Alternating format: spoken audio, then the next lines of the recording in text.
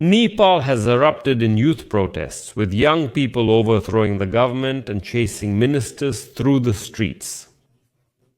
Unfortunately, the protests have already resulted in casualties among civilians, even though the country's prime minister has resigned.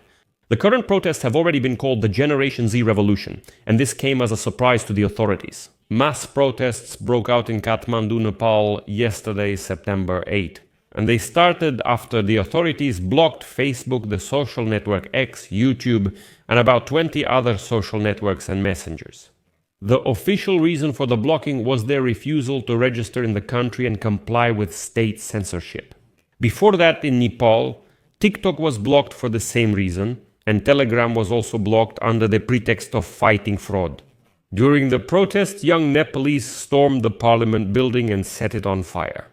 They did the same with the Prime Minister's residence and the homes of several high-ranking officials. As a result of clashes with the police, 21 people have already been killed and more than 400 have been injured.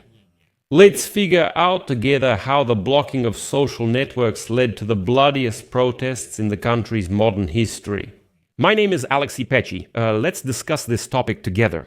But before we start, I want to remind you,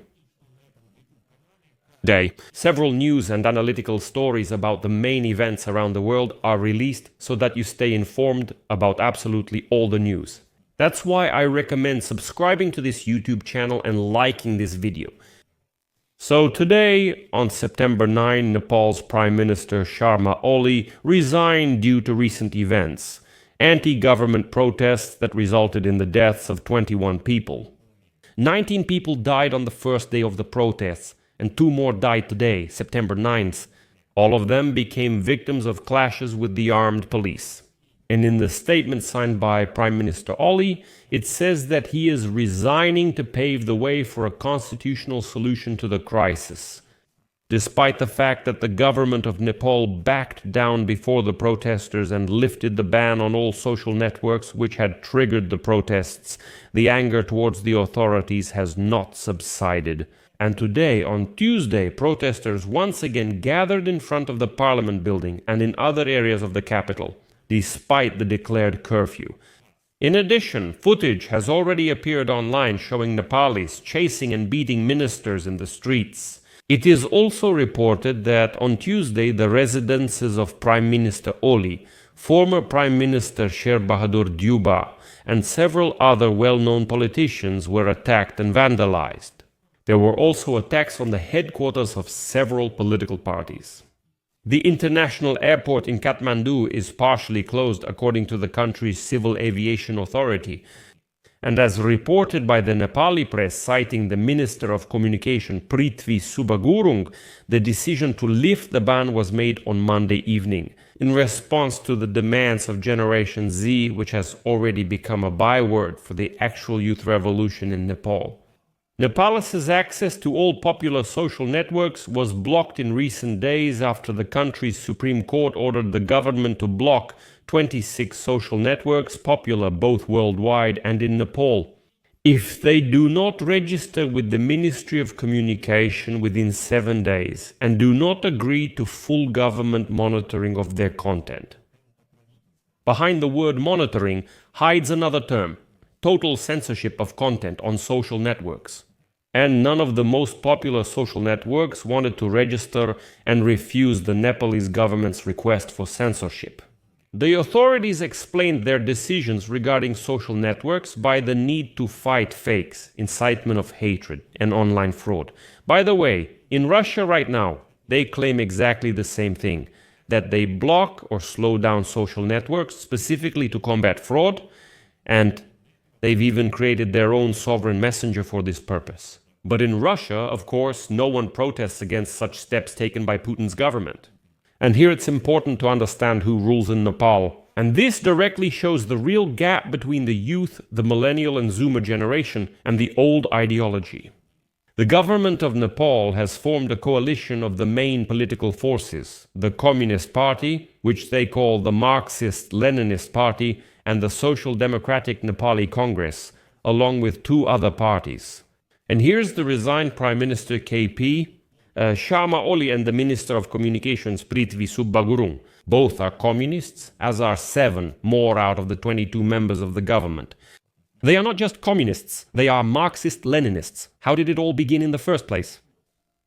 On Monday, thousands protested in Kathmandu, including at parliament, outraged by the authorities' ban on platforms like Facebook, X, and YouTube.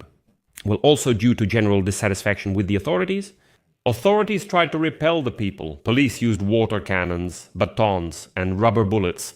But actually, since last Friday, users in Nepal have been having trouble accessing popular platforms, although some are using VPNs to bypass the ban. Of course, you can talk about ideology, but there is also a more practical use of social networks by Nepalis. The fact is that free access to the internet and importantly to social networks is extremely important for Nepal's tourism industry, which makes up a large part of the country's income. At minimum, they should promote tourism on social networks. In Nepal, millions of people use social networks, and the most popular platform is considered to be Instagram. And so, according to users, social networks are needed not only for entertainment or consuming news, but primarily for business. Demonstrators held posters with slogans such as "Enough" and "Let's end corruption." Many rally participants stated they opposed their country's authorities' authoritarian methods. According to them, the government is mired in corruption and is not fulfilling its promises to solve the country's economic problems. Many protesters admitted that the ban on social networks was just the last straw, a reason for a large-scale rally, but not the only reason. The main reason is the corruption of the communists. They say the ban on social networks was meant to silence the Nepalese, so people came out to make their voices heard against lawlessness. And they will keep doing this until change comes. And the fact that social networks have been unblocked is not a reason to stop the protests. And now it's reported that the demonstration on Monday started out quite peacefully, with people just chanting their demands, but when armed police were brought in against the protesters became more active. Some people climbed over the parliament fence and tried to enter, while others suddenly had smoke grenades. The police stated that officers took active measures after the protesters acted. And the telling moment is that in one of the hospitals in Kathmandu, where many of the wounded were brought, the protesters complained that the police's tear gas even got inside the hospital building. And this made the doctors' work very difficult.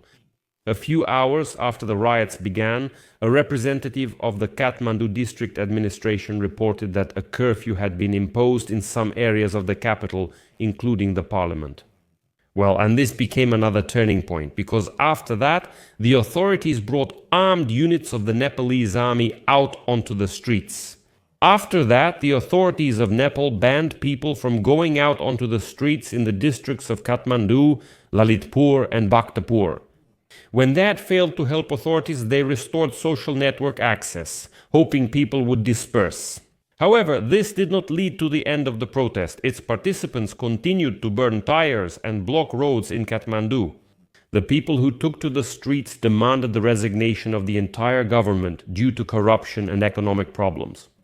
The Nepali army began evacuating members of the government from the residence using helicopters. Officials are now preparing to leave the capital of Nepal, but protesters are trying to prevent this. They are lighting flares in the airport area and calling on social media to use drones and laser pointers to interfere with any aircraft. As a result, the Kathmandu airport is currently closed. And here's another interesting episode reported by India Today. And it turned out that the country's Prime Minister, Sharma Oli, initially refused to resign. And he turned to the commander of the Nepalese army, General Ashok Rajasidel, and asked him to take responsibility for the protests that had gotten out of the authorities' control. Like, let the general say that he's the one to blame and the government will stay in power. However, the general replied that the army would be able to stabilize the situation in the country only if Sharma Oli left the field. But in fact, the general partially sided with the people and Oli eventually resigned. I'll put an ellipsis here. Share your opinions and conclusions in the comments below this episode, subscribe to the channel, hit the bell, and don't forget to like. That's all for now. Take care. Goodbye, everyone.